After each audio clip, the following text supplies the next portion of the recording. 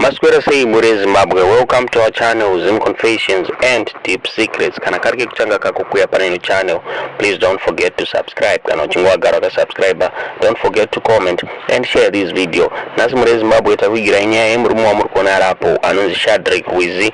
Murumu uyu aive ana wakadzi wake vaviri akafa akugara kuMondoro. Mukadzi wekutanga wake aigara naye kuChivi. Saka chironzi pakafa mukadzi wake wekutanga akanogara nemukadzi wake wechi2 kuMondoro kuno wake wakafira.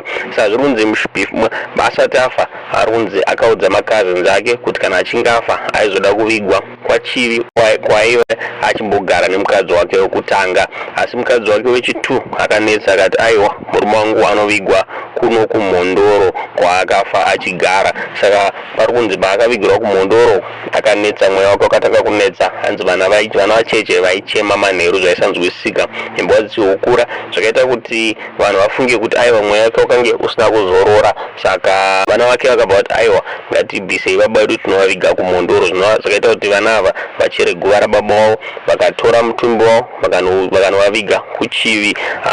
Saka nyaya yakanetsa kukadzi wechipiri achiti aiwa maakudisturba mweya wemunhu kana maakuexhuma body yake. Asi zviri kunzi kwaChivi uku kwavigwa murume uku mweya wake hausati wazorora zvakare. Maincidents aya achiri kuitika zvaakuda kukonzesa kuti mhuri yake ichere zvakare rimwe guva rechi3 vanomuchengeta ipapo. Ndonyaya tatakuvigirai muzuva ranhasi muri Zimbabwe. 2 days amuri kufunga pamusoro penyaya yemucomment section.